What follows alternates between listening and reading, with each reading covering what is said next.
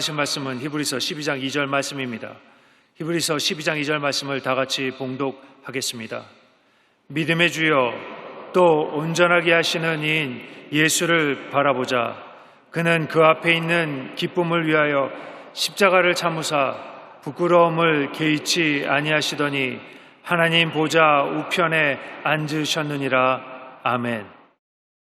성경을 보면 무엇을 바라보는가 매우 중요하다는 것을 알 수 있습니다. 하나님께서 선악과를 먹지 말라고 했는데 아담과 하와는 그들을 매일같이 선악과 나무 밑에서 그것을 바라보았습니다. 선악과 나무를 매일 쳐다보고 난 다음에 그것을 안 먹을 도리가 없습니다. 결국 선악과에 마음이 끌려가서 그것을 따먹고 말았던 것입니다. 아브라함의 조카 롯은 매일같이 물이 넉넉하고 푸른 풀이 가득한 소돔과 고모라 성을 바라보았습니다. 소돔과 고모라는 죄가 꽉 들어찬 곳임에도 불구하고 날마다 그곳의 세속적인 풍요를 바라봄으로 말미암아 결국 그는 그 처자와 함께 소돔으로 가서 비참한 인생이 되고 말았던 것입니다. 이와 같이 인생이란 무엇을 바라보는가에 따라서 그 결과가 달라지는 것입니다. 그런데 오늘날 많은 사람들이 헛된 것을 바라보고 살아갑니다. 돈을 바라보고 권력을 바라보고 땅에서 집이나 권세를 바라보고 거기에 소망을 두고 살아가는 것입니다. 그러나 그러한 것들은 결코 영원하지 않습니다. 이 세상의 돈이나 권력이나 명예는 세월이 흘러가면 안개와 같이 사라지고 마는 것입니다. 그런데 그렇다면 우리는 무엇을 바라봐야 할까요? 성경은 우리에게 믿음의 주요 온전케 하시는 예수를 바라보라고 말씀하십니다. 여러분, 예수님만이 우리에게 영원한 생명이 근원이 되시고 영원한 소망이 되시고 영원한 기쁨과 만족이 되시는 것입니다. 세상의 부와 귀와 공명은 권력은 바라보는 사람을 언젠가 절망하게 하고 말 것입니다. 그러나 예수님을 바라보는 사람은 일생을 살면서 결코 절망하지 아니할 것입니다. 왜 예수를 바라보면 절망하지 않을 것이에요? 예수님을 바라보면 예수님께서 우리에게 죄사함과 용서를 주시는 것입니다. 여러분, 이 세상에 의인은 없습니다. 로마서 3장 10절에 기록된 바 의인은 없나니 하나도 없다고 말한 것입니다. 죄를 짓지 않은 사람이 어디에 있습니까? 모두 다 하나님 앞에 서면 그 죄가 다 드러나고 벌거벗은 수치를 면할 수 없는 것입니다. 아담 이후로 인간은 하나님을 반역한 문제를 짊어지고 또 거기에 자기의 의지로 수많은 죄를 지으면서 살고 있는 것입니다. 인간의 힘으로서는 아무리 애를 써서도 이러한 죄의 사슬을 끊을 수가 없는 것입니다. 제가 오래전에 루마니아에서 공항으로 가는 버스에 탔는데 버스에 나비 한 마리가 들어왔다가 갇혀서 못 나가고 발락발락 자꾸 창문에 부딪혀져. 그래서 내가 나비를 인도해서 창문 밖으로 내보내게 주려고 하는데 나비가 내 말을 듣지 않고 고집을 부린 겁니다. 내가 이끌어서 위로 갖다 놓으면 밑으로 나가버리고 또 올려주면 옆으로 나가고, 그래서 내가 이 바보 녀석아, 너는 집 위에 열린 창문이 안 보이지만 나는 사람이니까 보인다. 나비가 맡으면 내가 너를 살려주기로 이끌어 줄 텐데 내 고집대로 하면 내 날개만 부서지고 내가 날아갈 수 있느냐. 내가 그렇게 말했습니다. 그런데 죄에 갇힌 인간의 모습이 바로 이와 같은 것입니다. 인간은 그 어떠한 노력을 한다 할지라도 자기 힘으로는 죄사함을 받을 수 없고 정결함을 얻을 수가 없는 것입니다. 그러니 예수님을 바라보게 될 때 문제는 달라지는 것입니다. 죄를 지었음에도 불구하고 죽음을 당해야 마땅함에도 불구하고 죄 지은 그대로, 못난 그대로, 빈손든 그대로 예수님 앞에 나오면 예수님께서 그 모든 죄를 사하시고 하나님의 자녀를 삼아주시는 것입니다. 누구든지 예수님을 바라보면 십자가에 흐르는 그 예수님의 피로 말미암아 모든 죄가 사함을 받게 되는 것입니다.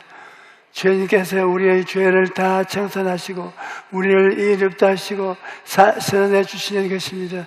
이러므로 우리는 믿음의 주요 온전케 하시는 예수님을 바라봐야 하는 것입니다. 둘째로 예수님을 바라보면 예수님께서 우리에게 성령 충만을 주시고 거룩한 삶을 살게 하시는 것입니다. 제가 6.25 때 추운 겨울날 기차역에 갔는데 어느 병사 한 사람이 술에 취해서 몸을 가누지 못하고 기차역에서 쳐놓은 철조망을 잡으니까 손에서 피가 뚝뚝 떨어집니다. 그래도 술에 취해서 있으니까 아픈 것을 모르고 손으로 또 잡으니까 그 손이 피투성이가 되는 것을 보았습니다. 내가 그것을 보고 술에 취하면 아픈 것도 모르고 도덕적인 감각도 잃어버리고 완전히 버림받는 사람이 되는구나. 절대로 술에 빠져서는 안 되겠구나. 그렇게 생각을 어릴 때 했던 것입니다. 오늘날 이 세상에 음란과 방탕과 대폐함이 꽉 들어차 있습니다. 수많은 사람들이 육신의 정욕과 안목의 정욕과 이생의 자랑에 취해서 살아갑니다. 개인뿐 아니라 사회도 국가도 부정과 부패가 가득합니다. 그리고 말세가 가까이 올수록 세상은 더욱 악해지고 죄가 만연할 것입니다. 그러므로 이 세상에는 소망이 없습니다. 이 세상의 소망은 교회에 있고 하나님의 백성인 여러분에게 있는 것입니다. 우리의 거룩한 삶을 통해 하나님의 영광을 나타낼 때 이 세상도 변화되는 것입니다. 그런데 우리 힘으로는 거룩하게 살 수가 없습니다. 거룩하고 성결한 삶을 살기 위해서는 성령의 도움이 필요한 것입니다. 여러분, 성령으로 말미암지 않고서는 우리가 거룩한 신앙생활을 할 수가 없습니다. 이러므로 우리는 매일매일 기도할 때마다 성령의 충만함을 받기 위해서 기도해야 되는 것입니다. 오늘날 머리로만 예수 믿는 신자들이 얼마나 많은지 모릅니다. 우리가 이러한 신자가 되지 않기 위해서는 성령으로 충만한 것을 받아야 되는 것입니다. 성령님은 살아계신 하나님이십니다.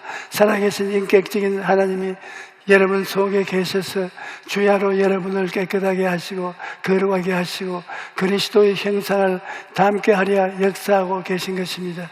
그러므로 여러분, 우리는 늘 성령으로 충만하도록 기도하고 성령의 능력으로 매일매일 새로워져야 하는 것입니다. 셋째로, 우리가 예수님을 바라보면 건강과 치료함을 얻게 되는 것입니다. 인간은 아담 이후로 다 병이 들었습니다. 영이 병들고 마음이 병들고 몸이 병들고 가정과 사회와 전 세계가 병들어 있는 것입니다. 그러나 누가 우리를 이 병에서 건져줄 수 있겠습니까? 질병은 죄로 말미암아 인간의 삶에 들어오는 것이기 때문에 우리의 영혼, 육을 치료할 수 있는 분은 예수님밖에 없는 것입니다. 이사야 53장에 보면 그가 찔림은 우리의 허물 때문이요 그가 상함은 우리 죄악 때문이라. 그가 징계를 받음으로 우리는 평화를 누리고 그가 채찍에 맞음으로 우리는 나음을 받았도다라고 말씀합니다. 주님께서는 우리 죄를 대속하심 같이 우리의 병도 주님께서 채찍에 맞으심으로 대신 다 청산해 버릴 것입니다. 그러므로 예수님의 사역에는 항상 치료의 역사가 따랐습니다. 마태복음 4장 24절에 그의 소문이 온 소리에 퍼진지라. 사람들이 모든 앓는 자, 곧 각종 병에 걸려서 고통을 당하는 자, 귀신 들린 자, 간질하는 자, 중풍으로 병든 자 데리고 오니 그들을 고치시더라고 말합니다. 여기에 보면 모든 앓는 자, 각종 병든 자를 다 고치셨다고 되어 있습니다. 그러므로 어떤 병에 걸렸든지 예수님께 나오면 고침을 받을 수가 있다는 것입니다. 그런데 여기에 특별히 주목해 볼 것은 예수님께서는 병 고치받기를 소원하고 주님께 나오는 사람을 고쳐주셨지 주님이 병자를 찾아다니지는 않았습니다. 죄인도 회개하고 나오는 사람을 용서해 주시지 주님께 나오지 않는 자를 용서해 주지 않습니다. 예수님께서는 간절한 마음을 가지고 회개하는 사람을 용서해 주시고 간절한 마음으로 병낫기를 소원해서 주님께 나오는 사람을 고쳐주시는 것입니다. 그러므로 우리는 병들었을 때 예수님께 나아가야 합니다. 절망하지 말고 예수님을 바라보고 기도하면 영적인 병, 마음의 병, 도덕적인 병, 가정의 병, 생활의 병, 모든 병을 치료받을 수가 있을 것입니다. 우리 교회 성도님 한 분은 아들이 밤에 자다가 갑자기 하늘나라에 가는 청천벽력 같은 일을 당했습니다.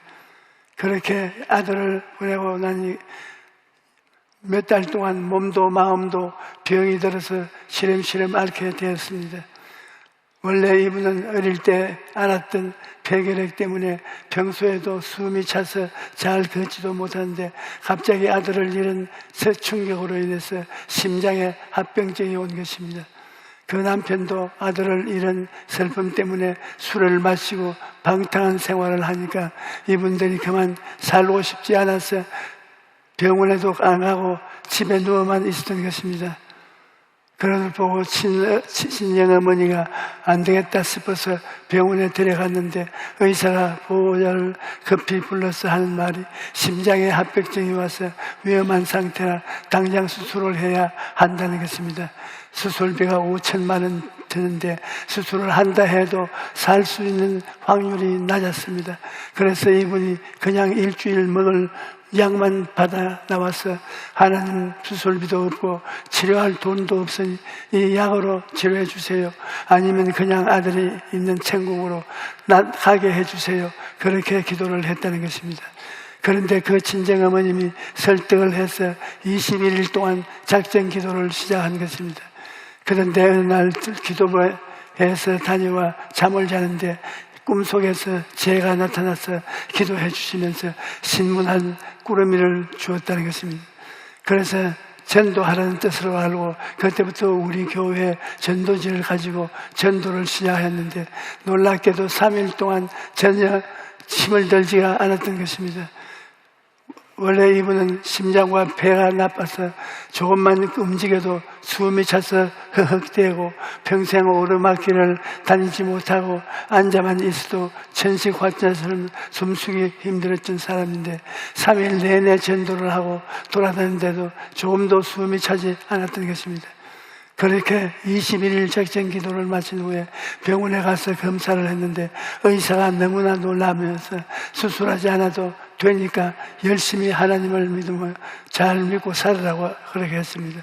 그러므로 여러분 병들었을 때 낙심하거나 절망하지 마십시오. 예수님 바라보고 기도하십시오.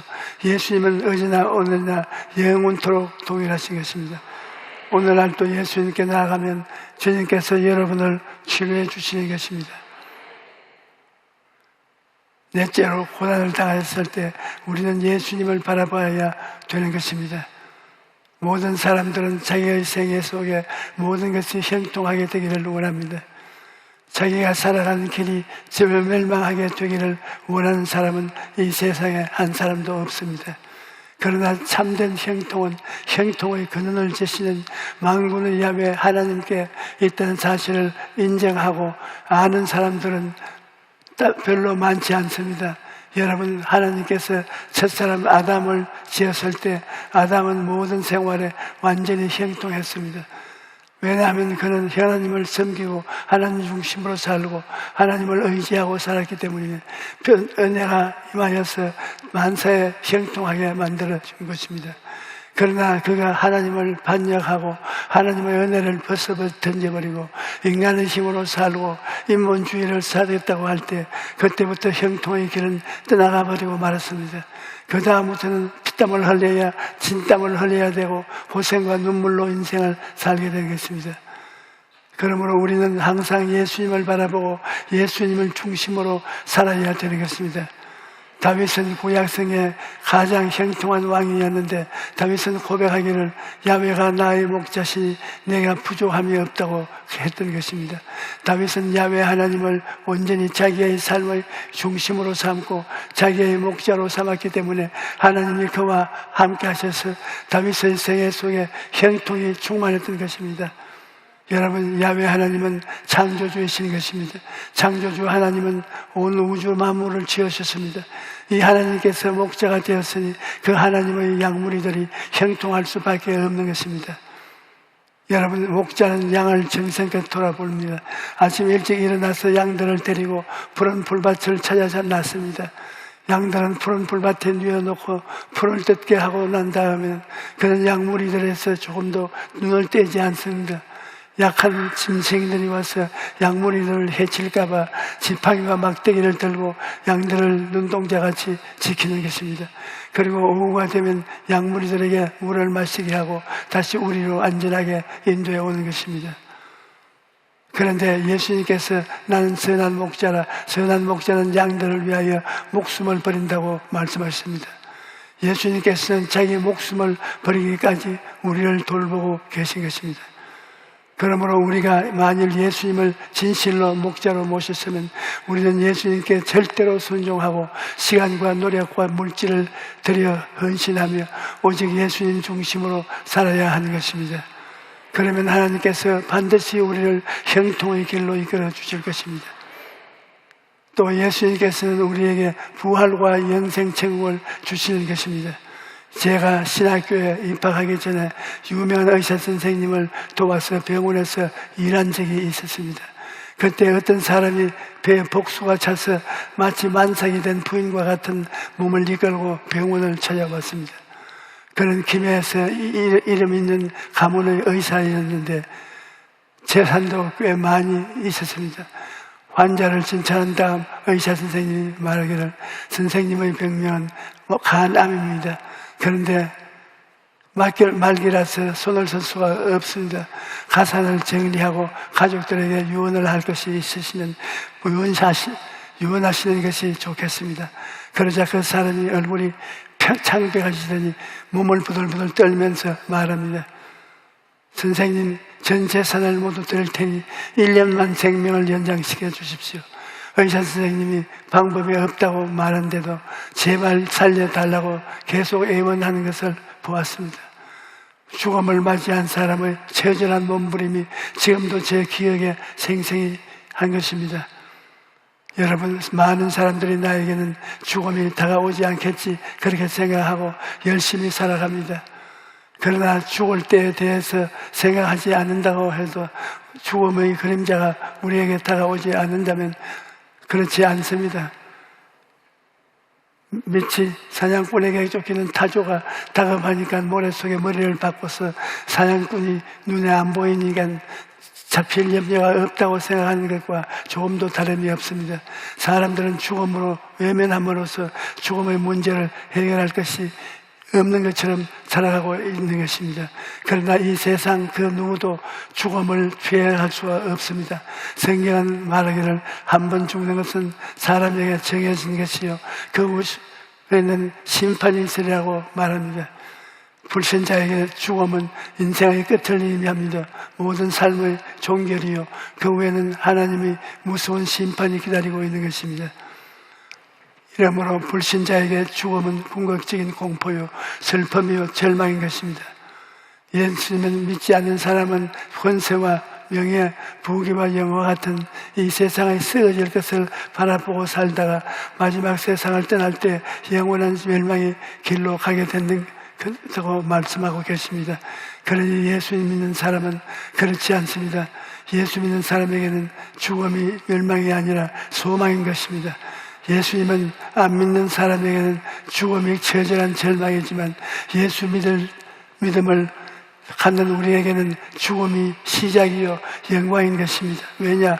죽음을 통해서 우리는 예수님과 영원히 함께 사는 새로운 삶을 시작하기 때문인 것입니다.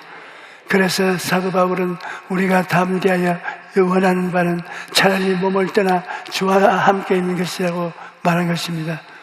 우리는 육신의 상막을 떠나면 우리는 그 다음에 곧장 주 예수와 함께 살게 되는 것입니다. 그렇기 때문에 우리에게는 죽음의 절망이 아닙니다. 우리가 주님과 함께 산 크나큰 영화로움을 가져다 주는 것입니다. 이러므로 우리 예수 믿는 사람들은 마지막 세상을 떠나기 전에 예수님을 바라볼 수 있는 것입니다. 우리가 세상을 떠날 때 예수님은 우리에게 말씀하실 것입니다. 나는 부활이요 생명이니 나를 믿는 자는 죽어도 살겠고 무릇 살아서 나를 믿는 자는 영원히 죽지 아니하리라. 이러므로 우리에게는 부활의 생명이 기다리고 있는 것입니다. 예수님은 십자가에서 죽으시고 부활하셔서 부활의 전열매가 되셨으므로 예수님을 바라보고 예수님께 접붙임을 받는 우리도 부활하다 할 수 있는 것입니다. 예수님께서 우리의 손을 붙잡고서 사랑하는 아들아 따라 우리의 아버지께로 가자라고 하실 때 우리가 일생을 살면서 당할 수많은 슬픔과 고통과 좌절감을 꿈에 본 듯 잊어버리게 될 것입니다. 그러므로 여러분, 예수님을 바라보는 것이 얼마나 중요한지 말로 다 할 수가 없는 것입니다. 우리는 정신을 차리고 깨어서 기도함으로 예수님을 바라보아야 합니다. 아침에도 예수님을 바라보고 점심때에도 예수님을 바라보고 저녁에도 예수님을 바라보고 자나 깨나 예수님을 바라보고 예수님과 더불어 먹고 자고 깨는 삶을 살아야 하는 것입니다. 오늘 여러분이 모두가 믿음의 주요 온전케 하시는 예수님을 바라보게 되시기를 주님 이름으로 축원합니다. 할렐루야.